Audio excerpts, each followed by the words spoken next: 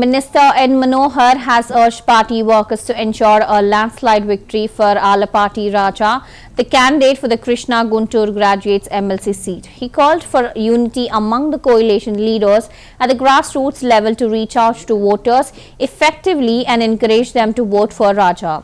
Well, Minister Kandukur Durgesh along with MLA Galla Madhavi, Nasir Ahmed and Shravan Kumar attended a crucial meeting of coalition leaders in Guntur to strategize for the upcoming elections. Minister N. Mohan emphasized the importance of organizing a large public meeting in Krishna and Guntur districts as part of the campaign.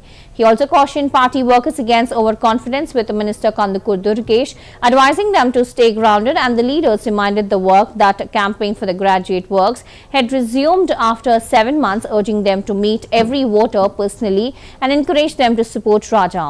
The coalition leaders reaffirmed their commitment to securing a win for Raja in the upcoming elections on the 27th of this month. Shri Nadendla Manohar గారు పాల్గొన్నారు. ఇతర శాసనసభ్యులు అదేవిధంగా అభ్యర్థి శ్రీ రాజేంద్ర ప్రసాద్ గారు అందరూ పాల్గొన్నారు.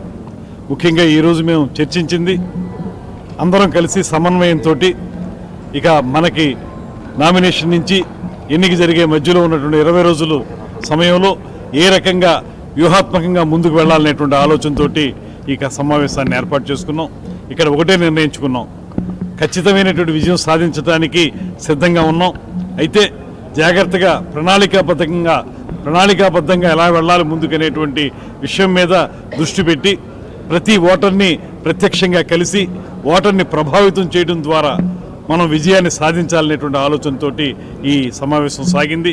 దాంతోపాటు 7 నెలల క్రితం అద్భుతమైనటువంటి విజయాన్ని సాధించినటువంటి ఈ కూటమి ఇవాళ కూడా ప్రజల్లో అదే రకమైనటువంటి నమ్మకాన్ని, విశ్వాసాన్ని కలిగించగలుగుతుందనేటువంటి మాటని తెలియజేసే విధంగా ఈ ఎన్నికలో విజయం సాధించాలని, అదేవిధంగా 7 నెలల కాలంలో ఈ ప్రభుత్వం సాధించినటువంటి విజయాలు వారందరికీ తెలియజెప్పి డిఎస్సి విషయంలో కానీ, నిరుద్యోగ భృతి